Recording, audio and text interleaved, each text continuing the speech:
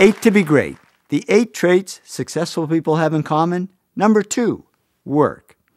You know, when I was interviewing all these successful people, they kept telling me how hard they worked. And I remember standing there thinking, geez, another comment about work?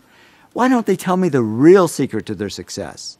Then finally I realized hard work is a real secret to their success. All successful people work very hard. Martha Stewart said to me, I'm a real hard worker. I work and work and work all the time. Media tycoon Rupert Murdoch said it's all hard work. Nothing comes easily. But I have a lot of fun. Did he say fun? Yes, successful people have fun working. That's why I say they're not really workaholics, they're workaholics. Jim Pattison, chairman of the Jim Pattison Group, is a workaholic. He says, business is my recreation. I'd rather go to our factories and meet with our people than go to the beach, I can tell you that. Dave Lavery, the NASA whiz who builds those robots for Mars, said to me, we work our fingers to the bone, but it doesn't seem like work. It's fun. It's what we want to do. We don't want to put things down and go home. Bill Gates is a workaholic. Even after he was a multimillionaire, he worked most nights until 10 p.m. and only took 2 weeks off in 7 years. And he probably spent them on his computer. Oprah is a workaholic.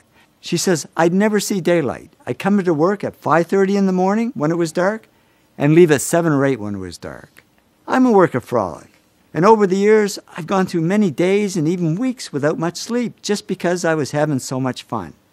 And I got to admit, at times like that, you say to yourself, am I the only one working this hard? Because there's a myth that comes easy to some people.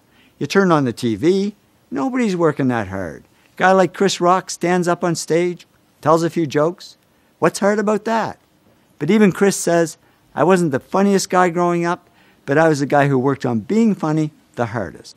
Trust me, I've interviewed over 500 successful people. Not one of them said it came easy, even though they were doing what they loved. And we tend to underestimate work and overestimate talent. But in the end, work tops talent. Arthur Benjamin, America's best math whiz, said to me, I think numbers and I have always gotten along, but I'm sure my talent is just due to the time and hours and work that I've put into it. Many talented people don't achieve as much success as they could, unfortunately, because they sit back on their talent and never learn to work hard. That's what happened to Michael Jordan when he first started playing basketball. He had the talent, but he wasn't putting in the work, and the coach actually cut him from the high school basketball team. Boy, that was a wake-up call. He says, I was very disappointed. I started working on my game the day after I was cut. And he soon became the hardest working player in basketball, who made fun of the other players who weren't working hard. And that hard work is what made him the greatest basketball player of all time. So I'd say the real gift isn't talent, it's the ability to work hard. And we tend to underestimate work and overestimate smarts. But in the end, work wins over smarts. In fact, many successful people aren't the smartest. They just work the hardest. Francois Parenteau, who Business Week called the top independent analyst on Wall Street, said to me, I'm certainly not that smart. I can't even remember my own zip code. But he also says, work is a big part of my life. I think about investments pretty much 24 hours a day, 7 days a week. Nez Hallett III is CEO of Smart Wireless. And I thought that's ironic, because he told me he's not that smart. He says, I graduated from high school with a C average and college with a C- average. But now the smart PhDs are reporting to him. How did he do it? He said, if you're going to be successful at anything, the key thing is to work hard. I'm not smart. As proof, here's my actual 12th grade report card. It was the only one my parents ever kept. Don't ask me why they kept it. It's nothing to brag about. As you can see, I was a C student, not an A student. I don't think I'd even make it into college these days. So how did I achieve some success and wealth?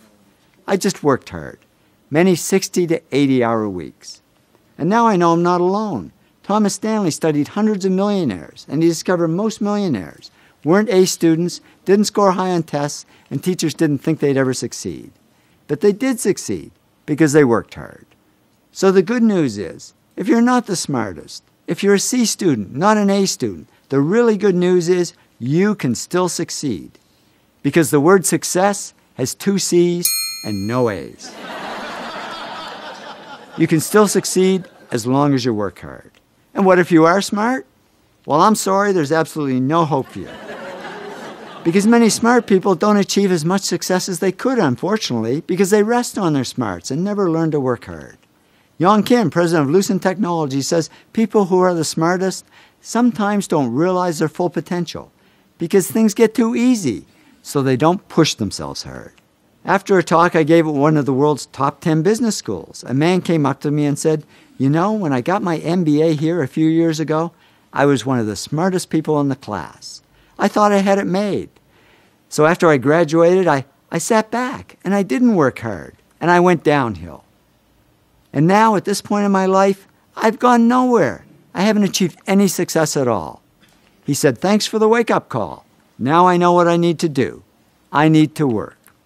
So the bottom line is, whether you're smart or not, whether you're talented or not, just keep working.